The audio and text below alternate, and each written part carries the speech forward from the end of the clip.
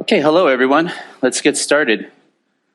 So today we're going to be talking about how it can feel like sometimes when working with Gradle, it's like searching for the holy grail, keeping your build speeds within a certain controllable environment. My name is John Rodriguez. I work on at Square on the Cash App product. And I'm Rooz. I work at Gradle. Let's get started. We're going to be talking about our journey in Android developer productivity. And actually, I think you had a story. Yeah, and so developer productivity, what does it mean? What is it all about? Where it's a few folks, in this case, John, my colleague Nelson, another colleague, Gary Hale, we worked on making the Cash App build as efficient as possible so the 30, 40 Cash App Android developers all become more productive. And in this journey, we will share all the things that we found. And it was interesting, right? I met John in 2017 at the Square office. Yep, Nelson was there working at Square. Now he's at Gradle. I know it's kind of confusing. Yep. But our Trojan horse. Yeah, Zach Kay was there. It was Hans, founder of Gradle, was there. We were talking about optimizing builds. 4 years later, Nelson and I went to John like, hey, let us optimize your builds. It's like, our builds are pretty well optimized.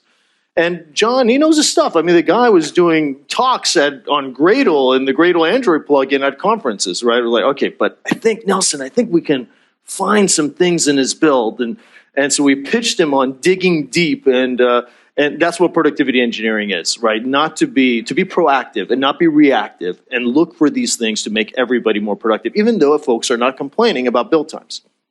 And so that's what we're going to share today.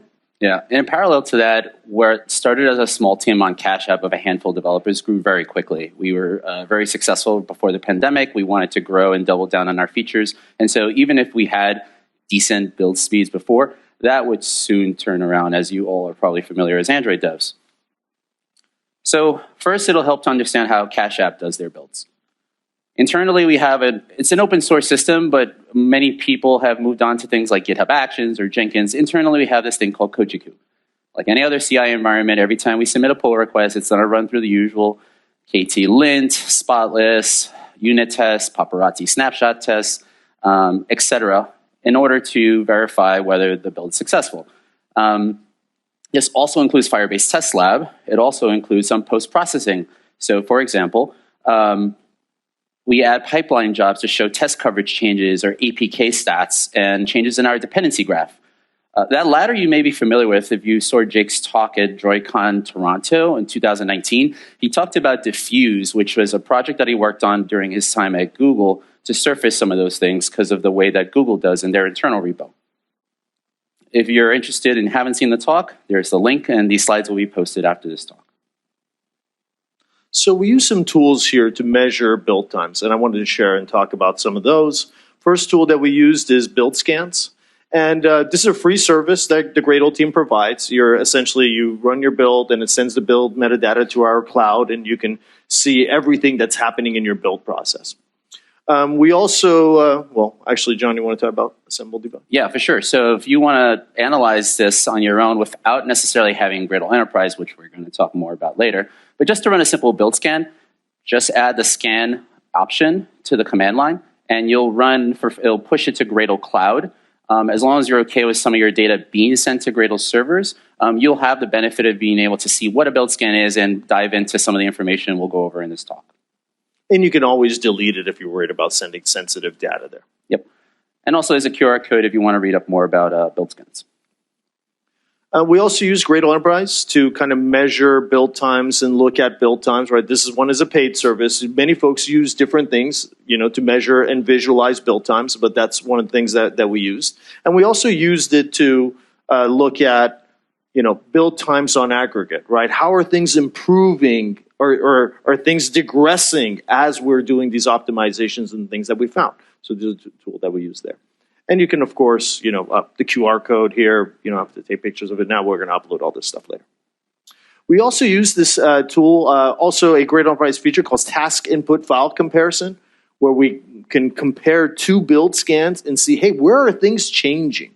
Right? This is what we use to find cache misses in a jar from a third-party plugin or whatnot. Right? And you can learn more about that here. A joke that I made with Rooz and a colleague, Tony Rolick, back in the days, why would I ever get Gradle Enterprise? It's just a key value store. But that last feature that Rooz showed is actually what won us over. The fact that we're able to compare two build scans, not just for a single developer, but across many members of your team, as we'll see, especially post-pandemic world where distributed cultures, remote working is a lot more prevalent, and people are going to have different build experiences because of that. Being able to compare any 2 points in time and have it stored somewhere is going to be one of the biggest benefits of Gradle Enterprise. Thanks for the plug, John. No problem. So some of the biggest wins and findings. Yeah, so some things that we found, right? First thing we found, it was like, hey, the remote build cache was actually getting some negative savings. We'll talk about what that is in a minute. We also realized, like, hey, there was this cache fix plugin. Nelson's doing a talk on that, right? There was getting some negative hits that were causing slowdown in the build, right? And there's no free lunch even on a build cache, right? And we found this wire plugin that had cacheability issues. We found out that the configuration, the way they had set up the remote build cache, was not that efficient, and it wasn't working properly. And there was also some unnecessary VPN issues. After we started fixing some of these, we started measuring, and we started realizing this avoidance savings number here. That's what you're kind of looking at here. And this is the remote build cache. This thing started going up. The avoidance savings started going up. So it's like, okay, we're getting excited. It's working, right? And then after a while, once we let the data come in, we're like, wow, assemble, debug build times for CI went down by 50%, right? These numbers, you can see that chart there. The white dots are build times, and it just jumped down by 50%, right, once we had these fixes. And for those who may not be able to see, like the original time was somewhere hovering in between 13 and 26, so what would that be? Down the middle, around 20 minutes for our worst case. Shaving off half of that, while still not ideal, is a huge jump in improvement. And we rolled out the remote build cache for all CI, right? And now once things were fully optimized, that's when we started really seeing the value, right? You see here, remote build cache saving around 8 minutes of build execution time. It's around 8 minutes of wall clock savings as well. But what was interesting is, hey, Cash App does a lot of CI builds. So this stuff adds up. So the total CI compute resource savings within a week came out to 55 days and 16 hours, right? A teammate of ours, Socket, you may be familiar with him from the open source community, blogged about how we move on Cash App. We merge pretty frequently. Our CI builds, as you've seen, it took up to 40 minutes, but now are kind of down to the 20-minute mark. We merge very frequently. We release every 2 weeks. We release to master even when features are incomplete because we rely on feature flags. And so we aggressively iterate. And so being able to optimize for that using these builds are very important. So let's talk about, so far we've been pretty surface level, right? Admittedly. Let's start to dig in a little on how you can optimize for some of your expensive build tasks. So when Rooz started looking at some of the numbers initially at the Gradle Enterprise, he goes, J-Rod, we're killing it. We're doing like really great builds, but he was looking at not just the assemble debug tasks, he was also looking at spotless and smaller like unit test tasks for like your leaf nodes on a dependency graph. And that's great, but the concerns that we always had is what happens when you come in the morning, you pull master, you rebase, and now you're pretty much having to get a coffee because it's going to take so long. That's the builds that I want to optimize for, and I recommend that you do the same. So if you're using Gradle Enterprise or build scan analysis in general, don't bother looking at all the tasks. Just hone in on your assemble debug. It's literally the most expensive thing I would hope in your app is because you're building the APK. You're merging resources, you're dexing, you're doing maybe R8. All that crunching takes time. And hopefully in a world where resources go away as we move to compose, it'll get better. But there's no guarantees there. The point is worst case analysis is probably going to get you better bang for buck. And so the way that we did that, we have a product flavor. So instead of assemble debug, we have an assemble internal debug, which basically is the dev build.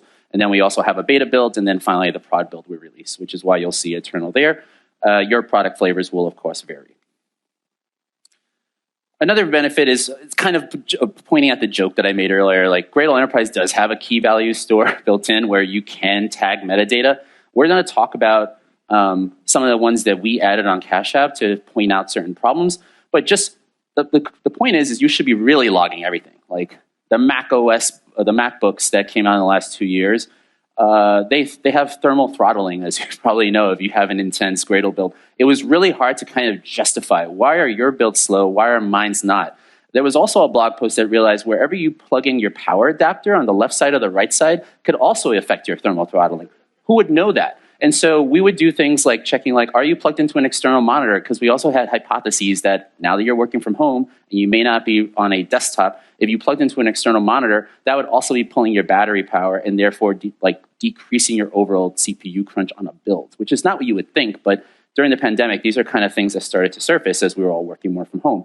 And so log, which sounds kind of obvious, but things like whether you're connected to battery power, whether you're where you're located in the world, which we'll talk about in a bit. Just the more data, the better, because when you're trying to troubleshoot someone else's build and you want to enable your engineers to do whatever they want to their machine to be productive, but that conversely makes it really hard to analyze build problems because their environment will not be the same as yours. And one thing about that last slide, right, those custom values were very helpful to filter down stuff on. Hey, let me see all the builds on this type of OS with these kind of properties. And we can see it on aggregate and see what kind of pains and problems they're having.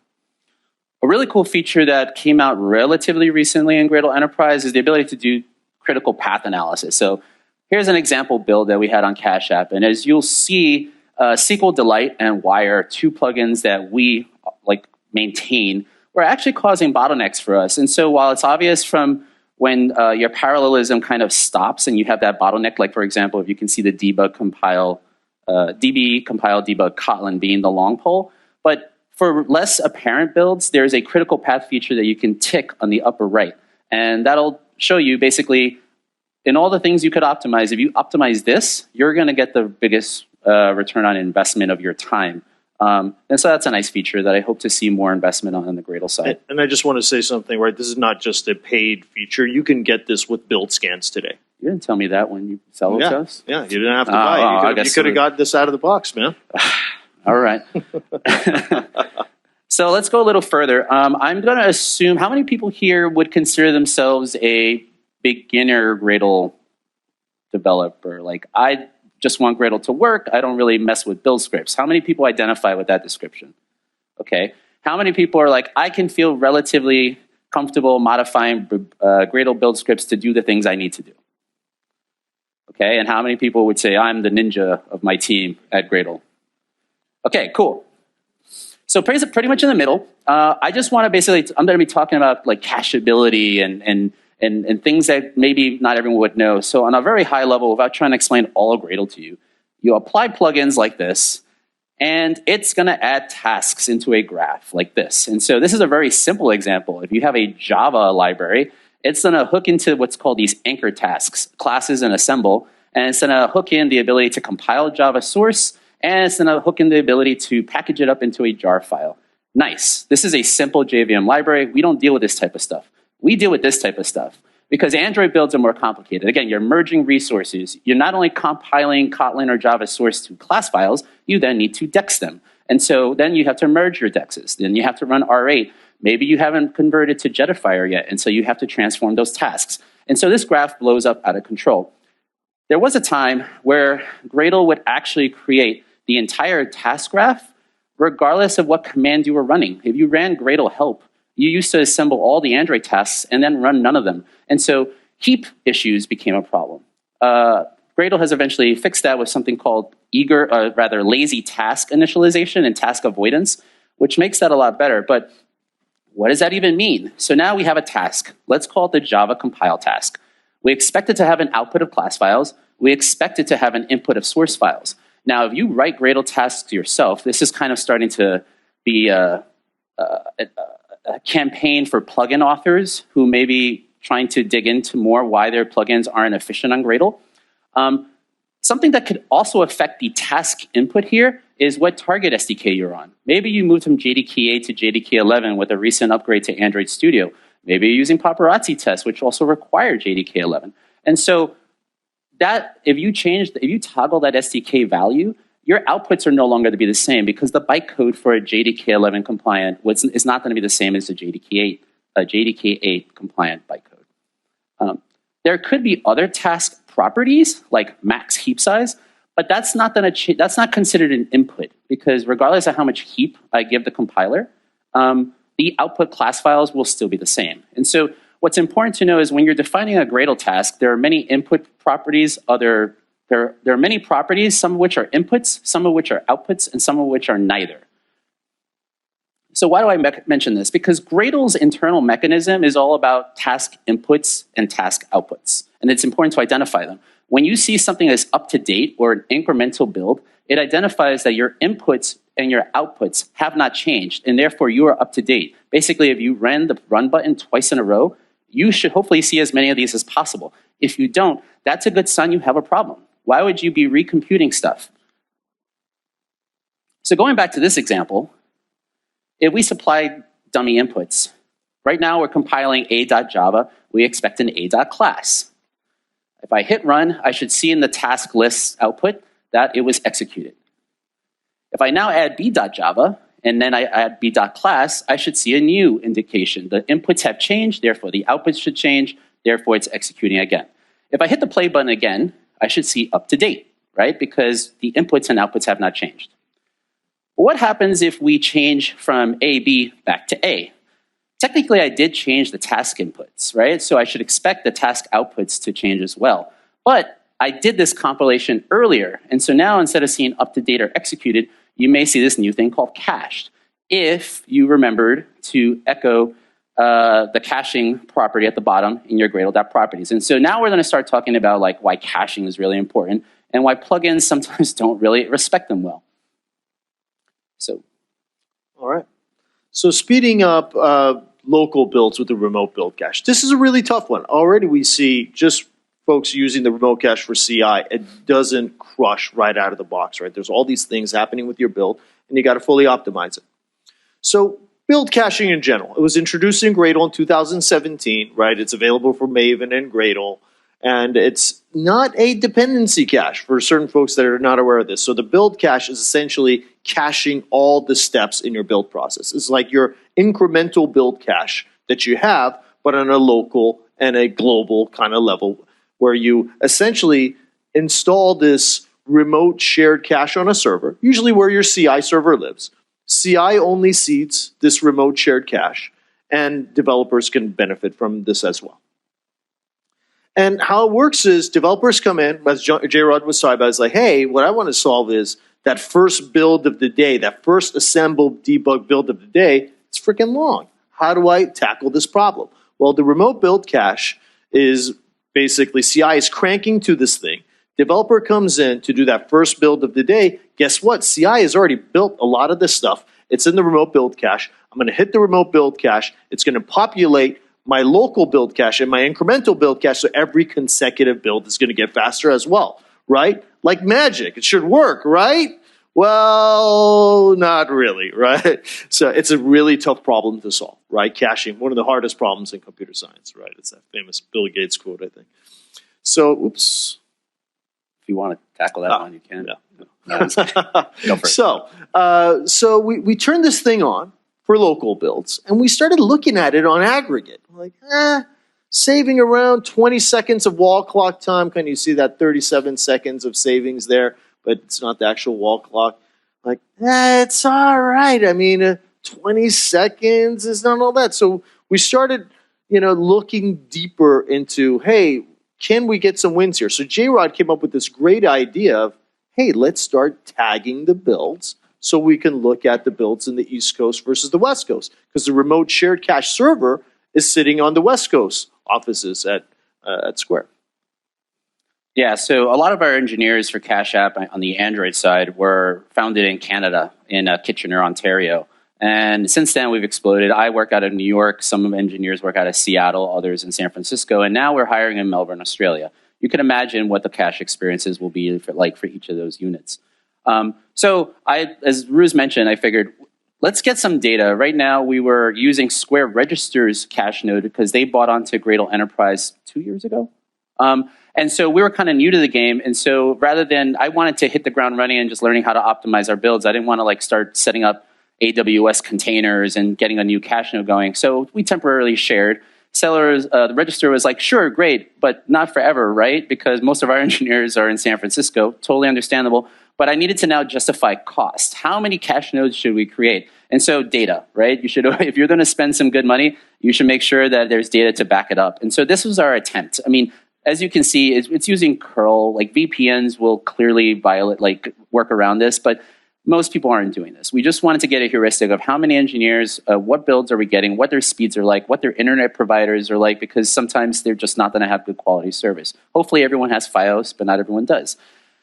And then so one of the things about Gradle Enterprise is everything's bookmarkable, right? It uses a REST API that's very filtered, configured, properly designed. And so things like this, being able to see what your trends in different time zones are, as well as looking at certain properties, are helpful. For example, there was a time where VPN was down at the company. It has nothing to do with Gradle, just we had an outage. And so me enforcing the property, there was actually many things at play. We had a VPN. You have to be VPN'd in order to pull from Gradle cache.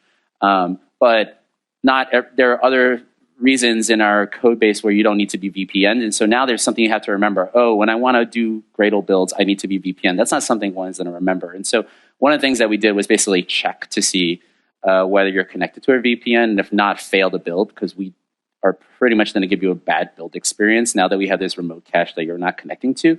And so one of the things I would do is audit to see who has this flag on or disabling that, because if someone says, oh, my build's not working, I don't know why it's so slow, it's like, oh, you probably disabled this flag. So again, it's kind of like big brothery, but it's helpful to know like what everyone's dev environment is like, so that when you triage the builds, you have all the data necessary. And the pandemic made this problem even harder to tackle, right? Folks are working from their aunt's house or Starbucks or whatever. And now they got to hit this remote cache server from Starbucks in whatever, Canada, and this cache node server is sitting in California, right? What is that going to be, right? So after we did the optimizations and JRod got the tagging set up, we first started looking at East Coast builds, right? We started looking at New York builds, and we realized, well, hey, this remote build cache savings kind of went up on aggregate, right? Now it's build execution time, 1 minute and 12 seconds saved per build, and these are assemble debug builds. These are the expensive builds. Because when you looked at it on aggregate, it wasn't that exciting. But once you look at these big expensive builds, that first build of the day, or when you change branches or change projects and your cache is empty, that's when the remote cache comes in to help kick things in, right? But wall clock time, it wasn't bad, right? 38 seconds. So we're like, all right, well, what's California like? Whoops. So then we looked at California. It's like, okay, wow, we got something here. And as you can see, right, you see these gray bars? You're not always hitting this remote shared cache. It's expensive, right? But when you need it, when your cache is empty, this thing is going to come through. In some cases, saving a lot of time.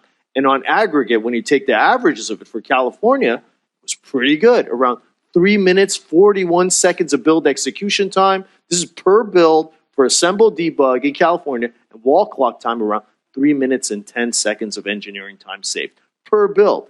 Now it's like, okay, we're getting somewhere. This is now exciting. So we said, hey, hypothetically, right, how do we convince upper management to set up a cache node in the East Coast and maybe even other places? So we have some interesting data, and that's what we found, like just productivity engineering in general, right? Once you have the data, you can actually help prioritize certain things. Hey, should we be using this annotation processor that's killing this much time? Well, now you have some data behind it. So we started to use that same concept. Realize, hey, the difference in wall clock time in remote cache savings between New York and San Francisco was around 2 minutes and 12 seconds per build, right? East Coast assembled debug builds, right, around 709. CashApp does a lot of assembled debug builds from local machines per week. They do around 1,400 and some change per week, right? Most folks are on the East Coast, right? So around 709 of those. And then, so what would that result is, you do the math, you got around 1,500 minutes of saved engineering time per week if we had a cache node in East Coast, where East Coast folks could get the same numbers as the San Francisco folks, right? You multiply that by 48 work weeks per year, you got around 1,200 hours of engineering time saved. Then you multiply that by what a Cash App Android developer makes in the US, right? Now we're talking big money, right? It's definitely way more expensive than the cost of setting up a cache node in the East Coast. So there's your business justification study. So let's talk about now modularization. Many times engineers on Android avoid modularizing their app because there are perceived cost setbacks. For example, configuration.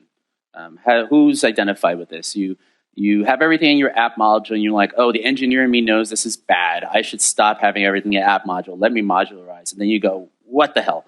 Now my build speeds maybe sometimes are better, but my configuration time went up. And so that can sometimes be a deterrent rather to move forward to modularize. I'm going to say that now is not the time. Now is a good time to rather move past that and to still move forward and modularize.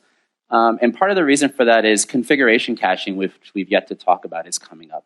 And configuration caching is a feature that will minimize this time. Also, the cost in your builds by modularizing goes severely down if you use things like Dagger. Capped, in particular, is very expensive, but when you have really small modules, its impact is very small. On Cash App versus the register team, we have different Dagger setups. On the register side, they heavily use subcomponents, and so build times were affected on the granular module level.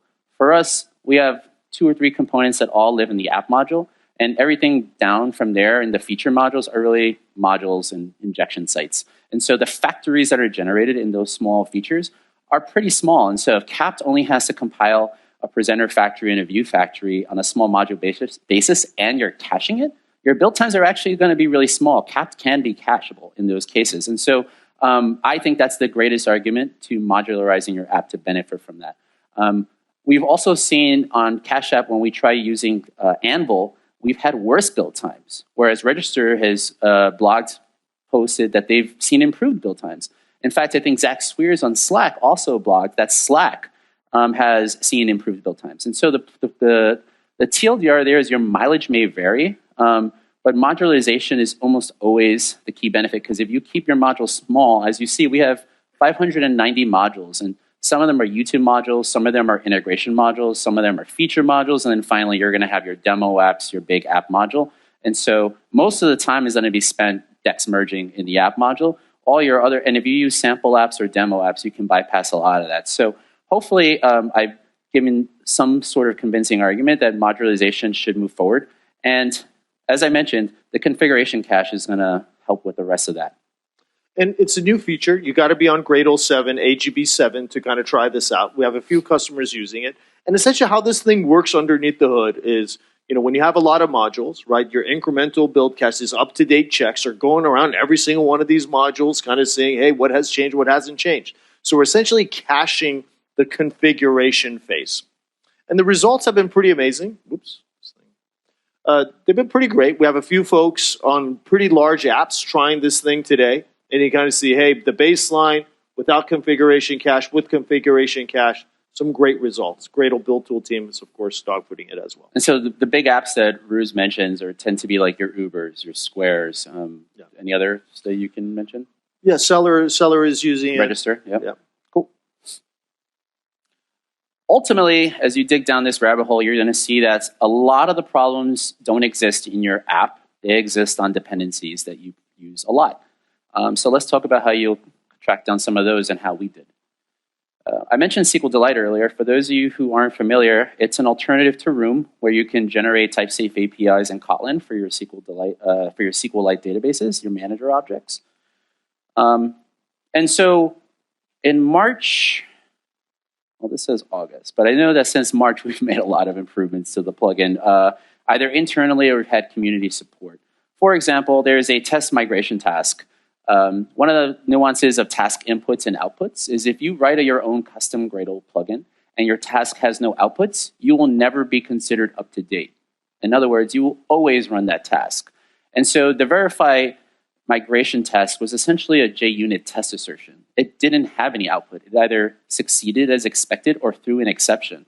And so that was actually terrible because when it succeeded, it wasn't caching its output. And so we always ran it. And as your database schemas grew, this verify migration test took a long time. And so it was nice that we were able to catch that. And so it's like, okay, you want to pay the cost heavy. You want to make sure your database schema has integrity. But you don't need to run it multiple times if it's never changed, right? That's the whole point of Gradle caching. And so we were able to catch that and improve on that. And there's more detail there that you'll see in the slides. Basically, add a dummy file that counts as an output. Yeah, sometimes it'd be that way. Another thing is fixing the Gradle build caching in general. One of the nuances that we didn't talk about before, whether you're using local cache, well, actually, not when you're using local cache. This comes up more when you're using remote caching, is that how do you reference the files that you're touching in your cache?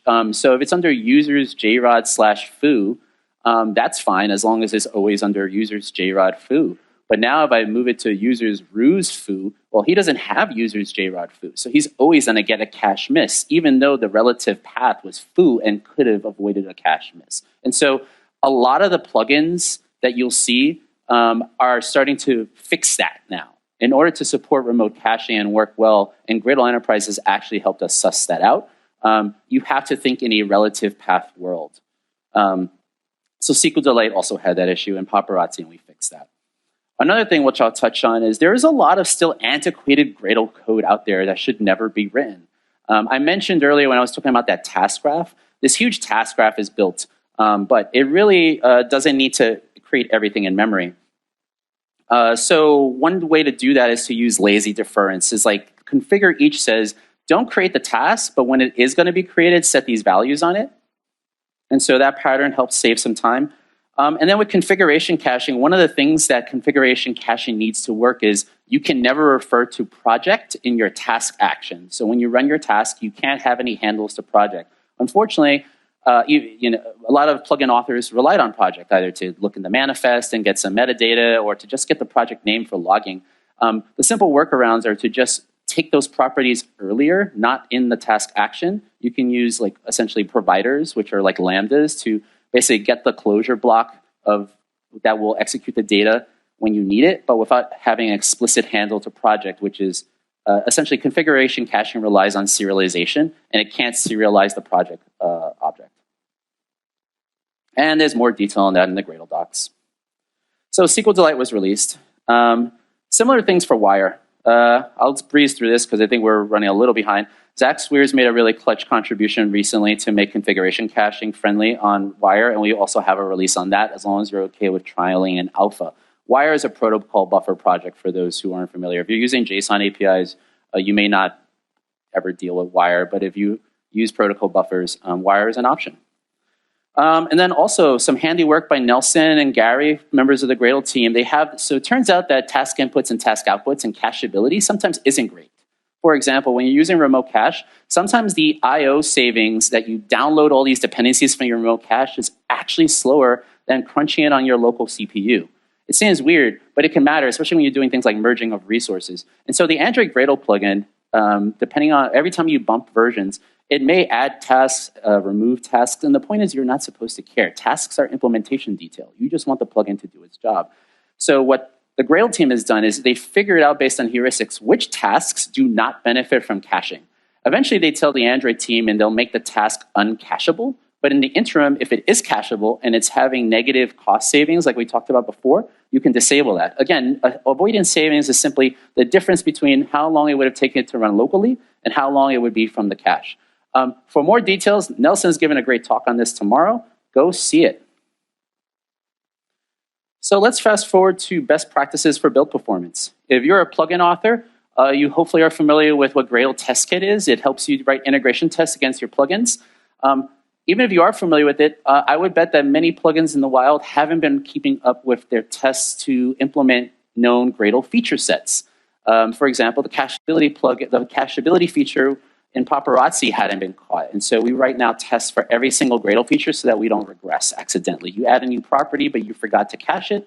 Now this test will fail, which is great because otherwise I'm not going to think about how the Gradle contract works. I'm going to worry about making my plugin ship. And so this is a nice little fail-safe like tests usually do. Same thing for configuration caching. So now anything that gets committed to Paparazzi project or whatever plugin project this may be will run configuration caching. Another thing, don't use create. Don't use task.create anymore. Only use register. Why? Well, if you look at the method signatures, you see one returns a task, one returns a task provider. A provider is a lambda. It's lazy. If you don't use the lambda, you're always creating that task. Remember that big task graph that you want to avoid and you want to defer the initialization? To do so, you must use the last method. Now, that may not be entirely obvious. And part of the reason for this is that, unfortunately, Gradle doesn't deprecate their APIs nearly aggressively as they should. I attempted to submit a PR to fix that. And while I'm optimistic that it will eventually get done, it was not merged immediately because they want to clean up some internal housekeeping first. But the idea is like if APIs should not be used, they should be deprecated or removed, right, Gradle? Upgrade. I know alphas and betas are scary, but you as an Android developer are depending on Gradle, Kotlin, and AGP. And so if you wait for their 6 to 12 month release cycles to finally touch it, you're not going to know what changed, and your build speeds may suffer, and you don't know why. And so the way to get around that is just have a CI job, a work in project, a long-lived branch that you just keep for 6 months out there while you're working your important stuff. But just look at what breaks in your build and see what performance regressions occur. And one way to do that is by using the Gradle profiler. One thing you can do with the Gradle profiler is set benchmark regressions. You can set up scenarios where you're saying, hey, how long does my APK build take? And just have it like on instead of every pull request, have it like on a nightly job and graph that. And see like, hey, I just innocently bumped AGP. Why did my build times increase by 2 minutes? You wouldn't have caught that unless you ran this benchmark. And why would you think to? But with the Gradle profile, it's actually easy. So use it. We haven't used this yet for much on Cash App, but we're going to be doubling down on that because we can't keep up with every plugin version in perpetuity. Remember when I showed you this earlier about modularization? Yeah, you really should do that. You're going to benefit from it. As the performance shows here, configuration caching should make the known detriments of modularization go away. Use build scans. Whether you decide to invest in Gradle Enterprise, that's up to you, but build scans are free. They're helpful. The only thing you won't get is the ability to compare two build scans, right? Yeah. Okay, but having a single build scan is better than nothing. It's going to surface a lot of data. And you can use the data on spreadsheets or whatnot if you want to visualize it. Some other things I mentioned for your remote build cache, make sure that you check that they're connected to whatever they need to be connected in order to benefit from the remote build cache. Otherwise, your numbers and your developer experiences will suffer and you won't understand why. You're like, wait, we spent all this money on a remote cache. Why are your builds not working? But still give them a flag to opt out in the cases where some things are out of your control. Another helpful thing, a lot of these plugins have these magic properties that maybe they document, usually they don't. And so you can suss these out. Just log all the properties. They usually use a convention. And so now you can see if one engineer on your team decides to be experimental and it has either positive or negative impacts, now that data is getting logged to Gradle Enterprise. So you can say, oh, so-and-so, what made you do this? What was your experience? Or better yet, just compare the build scans and see for yourself before you promote it to the actual Gradle properties in the project root. Again, surfacing information, nothing too crazy. And finally, even if you do all this, sometimes you just won't get great builds. And I'll tell you why. I picked on Gradle before. Now I'm going to pick on Kotlin. In 2019, I gave a talk with a teammate, Igor, about taming the Kotlin compiler. And while I won't go all over that, remember the whole thing that Rooz said earlier where in the morning you pull from master, rebase your branch, and then push, and you should get all the benefits of remote build cache? Turns out that's complete bullshit because Kotlin does not honor build cache restoration when you do incremental compilation. This bug was filed 2 years ago. I initially filed it with Gradle and Kotlin because I really didn't know who was to blame. And one of the senior Gradle engineers quickly let me know, no, it's not us, it's them. And so I follow up with them. And yeah, follow that link, star it, rant. Please let JetBrains know this cripples the entire Android community. And they have not done anything about it in 2 years. This is the line that is affected if you want to go really nerd out on it. That whole thing, local state's bad. It breaks caching. Cool. All right, 30 seconds. So if all this stuff is way over your head, you're like, what the hell? How am I going to remember all this crap? All right, here we go. The essentials. One, build scans. Blame Gradle.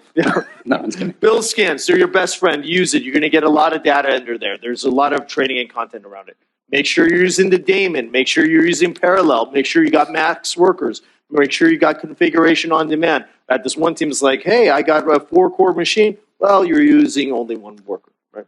One caveat, max workers, if you do video conferencing, we'll suck up all your eCPUs and you won't be able to join a Google Meet or do pairing. So maybe max workers -1. So the essentials, level 1, you got to get that local cache going. You can check out your build scans. You can check out your Gradle property, make sure you're kind of doing this. This should be doing stuff. I guess it's not. Level 2, funnel watching. What is this thing? That's supposed to have this nice animation here. Level 3, remote build cache. And finally, for large builds, you got your configuration cache. So the file watching benefit is basically Gradle can watch your file system ahead of time and make heuristics ahead of time so that it doesn't have to wait till the build occurs. And so you can get some benefits that way. For example, if you're touching a source file, but all you did was add a comment, you probably shouldn't invoke Java C again. So Gradle will try to get ahead of that. And that's turned on by default in Gradle 7 and AGP 7. And that's it, folks. We'll be around for questions. We're a little bit over time. We also have a Gradle booth. You're welcome to come there. We got some really cool Gradle t-shirts like this one. And yeah, thank you.